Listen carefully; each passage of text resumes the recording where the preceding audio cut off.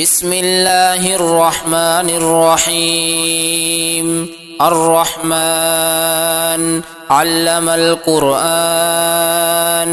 خلق الإنسان علمه البيان. الشمس والقمر بحسبان، والنجم والشجر يسجدان. والسماء رفعها ووضع الميزان، ألا تطغوا في الميزان، وأقيموا الوزن بالقسط ولا تخسروا الميزان. والأرض وضعها للأنام، فيها فاكهة والنخل ذات الأكمام، والحب ذو العصف والريحان. فبأي آلاء ربكما تكذبان؟ خلق الإنسان من صلصال كالفخار، وخلق الجان من مارج من نار. فبأي آلاء ربكما تكذبان؟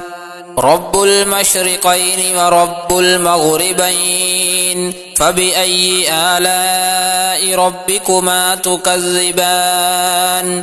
مرج البحرين يلتقيان، بينهما برزخ لا يبغيان. فبأي آلاء ربكما تكذبان؟ يخرج منهما اللؤلؤ والمرجان. فبأي آلاء ربكما تكذبان؟ وله الجوار المنشآت في البحر كالأعلام. فبأي آلاء ربكما تكذبان؟ كل من عليها فان، ويبقى وجه ربك ذو الجلال والإكرام. فبأي آلاء ربكما تكذبان؟ يسأله من في السماوات والأرض، كل يوم هو في شأن. فبأي آلاء ربكما تكذبان؟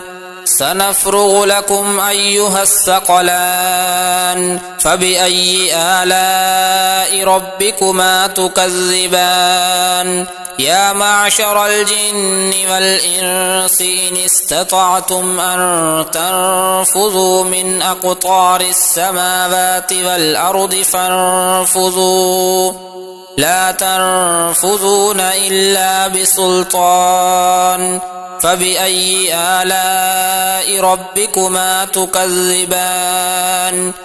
يرسل عليكما شواظ من نار ونحاس فلا تنتصران. فبأي آلاء ربكما تكذبان؟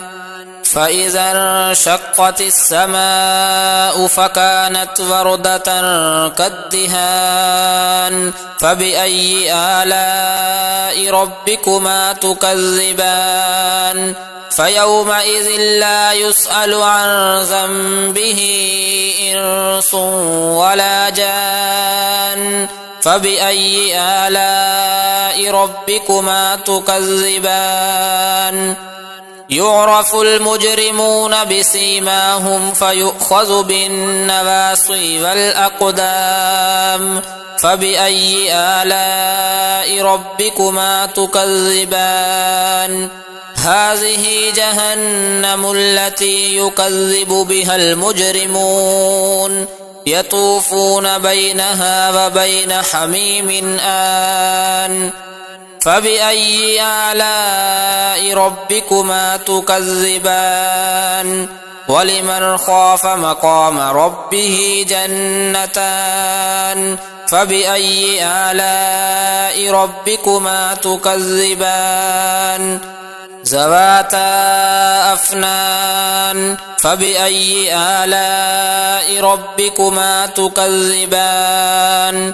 فيهما عينان تجريان فبأي آلاء ربكما تكذبان فيهما من كل فاكهة زوجان فبأي آلاء ربكما تكذبان متكئين على فرش بطائنها من استبرق وجنى الجنتين دان فبأي آلاء ربكما تكذبان فيهن قاصرات الطرف لم يطمثهن إنس قبلهم ولا جان فبأي آلاء ربكما تكذبان كأنهن الياقوت والمرجان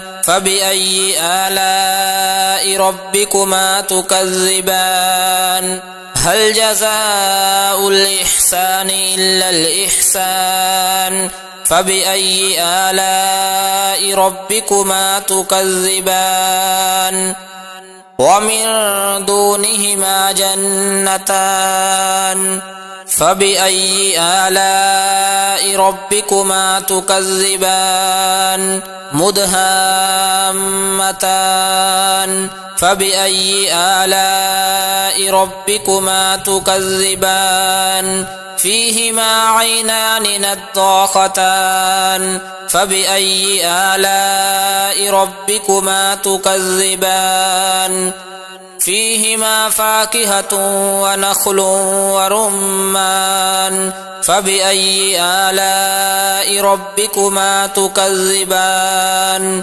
فيهن خيرات حسان فبأي آلاء ربكما تكذبان حور مقصورات في الخيام فبأي آلاء ربكما تكذبان